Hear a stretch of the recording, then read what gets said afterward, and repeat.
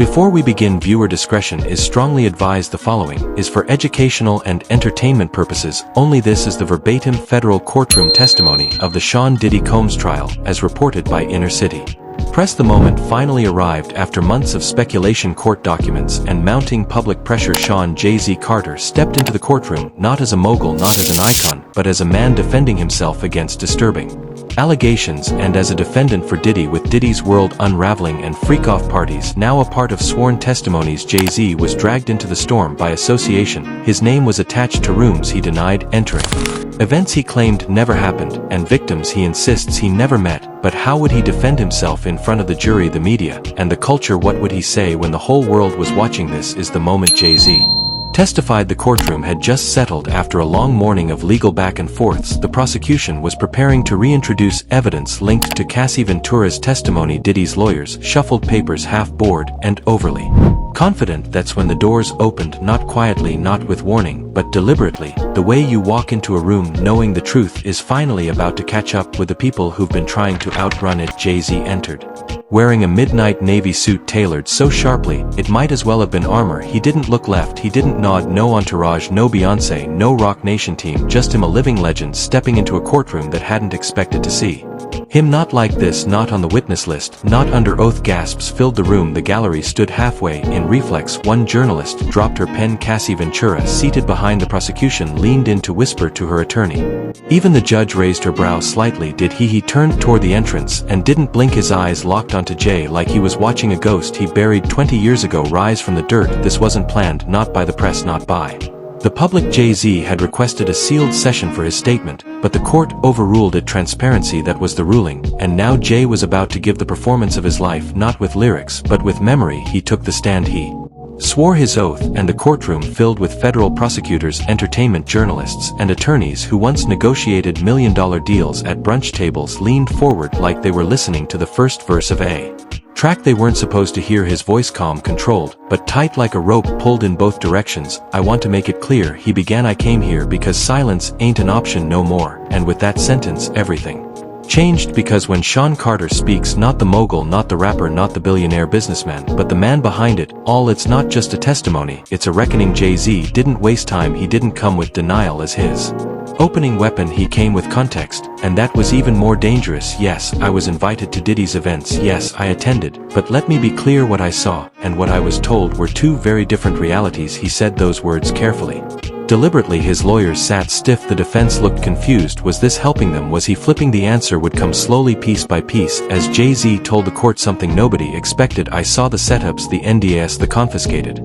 phones, the backrooms with curtains. I never went in those rooms, I never signed those papers, but I knew. He paused. I knew something wasn't right. That sentence broke the courtroom wide open, because it wasn't just an admittance of being present, it was an admittance of witnessing the mechanics of the machine. Diddy allegedly built a machine that Cassie, Don, Richard, and others had described in excruciating detail. Jay-Z turned toward the jury. You see, in this industry there are parties, and then there are parties, and the ones I was at, the ones I started walking away from, those weren't parties anymore. They were systems designed experiences, the kind that aren't about fun, they're about power. Controlled. The prosecution asked, did you ever witness anything criminal? Jay-Z hesitated. Not directly, but I saw enough to know I shouldn't be there. He described one event in 2015, a party in Miami, supposedly for Christian Combs's birthday, where he says things got strange. They had masks, he said, like real masks. One man walked past me in leather with nothing but high heels on. People laughed. I didn't, because I knew that man looked scared. Jay-Z said he left early that night. He said he called a driver and didn't wait for the scheduled car service because I didn't want my name attached to whatever that was. Then the prosecution dropped the photo, a leaked image, blurry but authenticated, of Jay-Z, Diddy, LeBron James, and Beyoncé in a room with a man in a latex mask kneeling on a velvet pillow. Jay-Z looked at it in silence. I saw that moment, he said. I was told it was performance art. I didn't laugh, I didn't stay. He looked at Diddy. You knew people trusted you, you used that.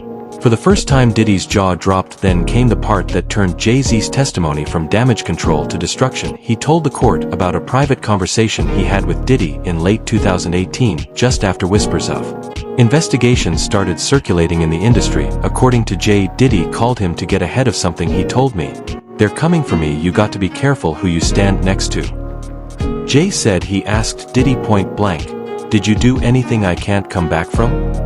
And Diddy allegedly responded, "It's just parties, Jay, just experiences, nobody gets hurt unless they want to." Jay's voice cracked slightly. "That was the last real conversation we had." He looked at the courtroom. "I stopped answering his calls after that," Jay said. He began distancing himself, skipping revolt events, pulling out of collaborations, even instructing Rock Nation reps to keep our brand away from whatever Puff's got going. Then the prosecution revealed something else, an email exchange between Jay-Z's legal counsel and an anonymous party from early 2020 in which Jay's team is warned that NDAs from past events might be weaponized against those who were present, even if they weren't involved. Jay nodded. "I knew what that meant. They were going to use silence as a shield. I wasn't about to get caught behind it." He finished the third part of his testimony with a sentence that made headlines before the court even recessed. "He used to be my brother, but now I see who he really was and who I almost became by standing too close." The room was silent, and the fallout just beginning as Jay-Z sat forward in the witness chair, his hands folded. His voice came out strong but undeniably emotional. The courtroom had already been rattled by the allegations and rumors circling the trial, but now the weight shifted. Jay-Z wasn't just here as a celebrity being dragged into another scandal. He was a husband, a father, and a man defending everything he had built. "I need to speak about my family." He began, looking directly at the jury, "because when my name gets dragged, so does theirs." The room was silent. Jurors leaned in. Reporters stopped typing. Even Diddy, who had been scribbling notes on his legal pad for most of the morning, looked up. Jay-Z described the toll the accusations had taken on Beyoncé and their children. "Blue Ivy's old enough to read headlines now," he said. "She came to me asking what a freak-off was. That's not something a father should have to explain." He described how after the initial lawsuit named him, reporters swarmed outside their home. Paparazzi camped outside. Blue school headlines blurred fact and fiction, turning his life into a tabloid war zone. He continued, "My wife has stood by me through everything. But this was different. This wasn't business drama or career competition. This was a nuclear bomb dropped on our family, and the worst part, it was all based on a lie." He then turned to the specific claim that he and Beyoncé attended the alleged Miami freak-off. In 2015, Jay-Z reached into a folder and pulled out flight records on the night in question. "We were in Paris," he said. "It was our anniversary. We stayed at Hotel Plaza on Ive." Included the hotel receipt, photographs, video timestamps, and multiple eyewitness accounts. "We weren't there." The prosecution reviewed the material. The judge asked the clerk to confirm the dates. Everything checked out. Jay-Z had receipts literally, but he didn't stop there. He called out the culture of clickbait and unverified gossip that had allowed these rumors to thrive. "When did we stop demanding proof?" he asked the room. "When did accusation become conviction?" He emphasized that his reputation wasn't just his own, it was tied to his wife's, his children's, his entire legacy. "I've spent decades building something clean, something that lifts our community, and in a single headline that gets smeared with no evidence." Beyoncé was mentioned several times, but Jay-Z was careful. He didn't lean on her fame or status. He spoke of her as a mother, a woman blindsided by allegations she had no part in. "I came here to defend truth," he said, "and to make sure no one, not even a billionaire, gets away with burying people in lies." Jay-Z's composure never cracked, but his voice took on a sharper edge as he addressed the next major claim, the infamous Miami party hosted at Gloria and Elio Esfin's mansion, where he was allegedly seen by multiple witnesses during Diddy's alleged freak-off event. "I want to be very clear," Jay-Z began. "I have never in my entire life attended a party at Gloria Esteban's house, not in Miami, not anywhere." He unfolded several documents, a timeline of his activities from that week, supported by security detail logs, transportation manifests, and charity event programs. He walked the court through every hour of the date in question. "On the night of the alleged party, I was in Los Angeles. I was attending a charity dinner hosted by the Sean Carter Foundation at the Peterson Automotive Museum," he said. "Here's my speech transcript. Here's the guest list. Here's a photograph with the mayor." The evidence was irrefutable. The court clerk displayed a screen showing the security log of the museum, which captured Jay-Z's entrance and exit down to the minute. But the part that hit hardest wasn't the proof, it was the breakdown of how these rumors got started. Jay-Z called out the vague phrasing in lawsuits and the power of innuendo. "You don't need a lie to be loud," he said. "You just need it to be repeated." He explained that his name had been attached to these rumors not because of any witness, but because of a pattern of him attending Diddy's events in the past. "That's what this has come to. I once went to a brunch, so now I'm complicit in everything this man's accused of," he told the jury. That the Media narrative had spun wildly out of control. They printed that I was seen in a place I've never been, and that one sentence turned into dozens of articles, thousands of tweets, and irreparable damage. Jay-Z's team submitted a report showing how many news outlets had repeated the same false claim. Not one reached out for comment, not one tried to verify. As the judge acknowledged the validity of the records, Jay-Z looked toward the prosecution and said plainly, "If you're going to drag a man into a trial this big, you better have more than gossip and guesses." The final stretch of Jay-Z's testimony took a darker, surreal turn as he addressed the ocean of conspiracy theories that had swirled since Diddy's downfall began. He shook his head, glanced at the jury, and said, "I've been called a lot of things in this industry, but Illuminati, puppet master, manipulator, murderer by association, that's a new one." He acknowledged the internet frenzy, how TikTok accounts had posted deep dives connecting him to everyone from Harvey Weinstein to R. Kelly to Jeffrey Epstein. "They say, where there's smoke there's fire," he said, but sometimes the smoke is just fog machines and YouTube edits. Jay-Z brought up specific accusations that he was involved in Aaliyah's death, that he helped orchestrate the deaths of Michael Jackson and Tupac, that he paid off people to stay silent about Diddy's freak-offs. "Not one of these has been backed by a single shred of evidence," he said, "but they get repeated because it's sell." He then took out a printed Reddit thread, one with thousands of upvotes speculating about his supposed inner circle with Beyoncé and Diddy. He held it up. "This is what passes for journalism now." Jay-Z explained how the theories had begun affecting real people. "I've had family members get followed, business partners backing out, even death threats because someone on the internet connected dots that don't exist." But then he did something unexpected. He admitted that silence may have made it worse. "I didn't speak up sooner because I thought the truth would be obvious, but maybe I underestimated how fast lies travel when they come with good production value and ominous music." He ended his statement by saying, "I'm not asking you to like me.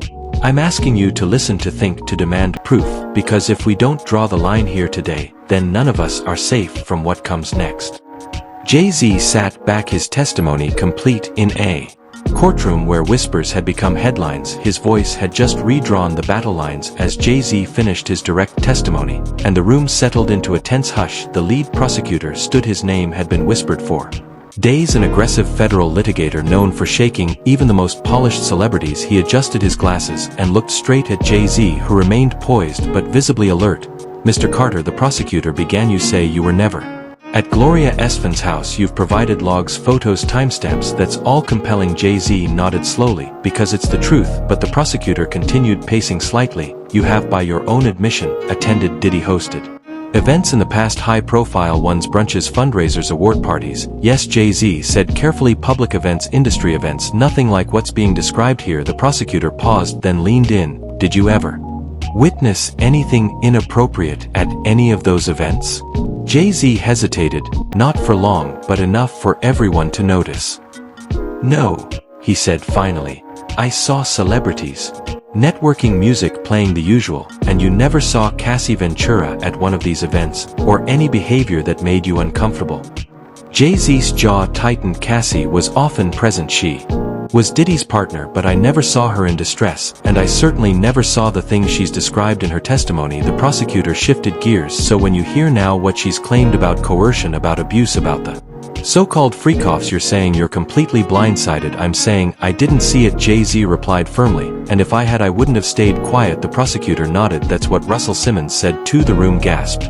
Jay-Z blinked, his poker face breaking for a half-second. "Objection." Jay-Z's attorney barked. The judge sustained it, but the implication lingered in the air. The prosecutor continued, pushing the idea that Jay-Z's proximity to Diddy gave him access to more than just music industry clout. He floated the possibility that Jay-Z knew more than he was admitting, but without direct evidence. It was all strategy. The jury watched, some skeptical, others sympathetic. Jay-Z's final response before stepping down cut through the tension. "I'm not here to protect Diddy, I'm here to protect my name, and if I was part of that world, if I even suspected it, I wouldn't be testifying, I'd be on trial." As Jay-Z stepped down from the witness stand, he adjusted his suit jacket, briefly glancing toward the gallery where Beyoncé was not seated, but her absence felt present in every stare. He exited through the side door, escorted by security, but the courtroom remained buzzing. Murmurs, headshakes, and gasps, some in disbelief, others in vindication. Reporters in the gallery exchanged frantic texts and notes. Social media was already erupting. Headlines flashed. Jay-Z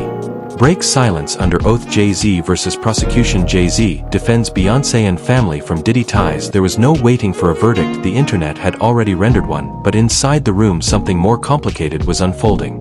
The jury remained unreadable. Juror 4, a middle-aged black woman in a beige pants suit, scribbled steadily in her notepad. Juror 9, a young man with a military haircut, stared at the empty witness chair long after Jay-Z had left. It and the alternate juror, he bit his pen cap in silence, eyebrows furrowed. One spectator, a former bad boy intern, was caught by the sketch artist wiping tears from her eyes. She told a reporter during recess, "He talked like he didn't know. But we saw him at those events. Maybe he didn't see what we saw, or maybe he just looked away." Cassie Ventura remained stone-faced, seated at her attorney's table. She didn't react during Jay-Z's testimony, but when his voice cracked mentioning Blue Ivy, she briefly looked up, not with empathy, more like a question. Was he protecting his family, or protecting himself? Even did he stoic throughout much of the trial showed signs of twitching. He tapped his pen faster. His eyes scanned the room. Jay-Z's denials had hit him too, not as a betrayal, but as a signal the ship was sinking, and everyone was trying to find a lifeboat. The judge called a short recess, and as the room emptied into the hallway, voices clashed. Some were Team Jay-Z. He showed receipts. He came clean. What more do you want? Others weren't buying it. He's just saving face. He's been part of the system forever. And in the middle stood the truth. Nobody really knew, but everybody had an opinion. Back at Roc Nation headquarters, the mood was tense. Jay-Z's team had released no official statement post-testimony. His attorney Alex Spiro offered only a brief quote. Outside the courthouse, Mr. Carter testified truthfully and courageously. We stand by his integrity. But the world wasn't waiting for legal summaries. Within 12 hours, every major outlet from TMZ to the New York Times had dissected his testimony. Some praised his transparency, others called it calculated damage control. Beyoncé's name trended globally for 36 hours straight. Her publicist declined to comment. Fans were divided, some fiercely defending her, others questioning how deep the couple's connection to Diddy really went. Meanwhile, the prosecution was regrouping. Jay-Z hadn't shattered their case, but he had complicated it. He had humanized himself, distanced his family, and redirected the spotlight. But in doing so, he raised another issue: the industry's pattern of plausible deniability. The DA's office released a quiet statement: while Mr. Carter's testimony was significant, our investigation remains ongoing and extends beyond any one individual translation. This isn't over. And then came the wild card. 50 Cent, never one to stay quiet. He posted a photo of Jay-Z on the stand with the caption, "Nice performance, but we ain't forgot them brunches, my guy." It went viral instantly. In the days that followed, other celebrities began to reappear. Alicia Keys reposted a quote about truth cutting through silence. Questlove tweeted cryptic emojis. Even Oprah posted a vague story about building from ashes. Jay-Z's reputation had taken a hit, but it hadn't collapsed.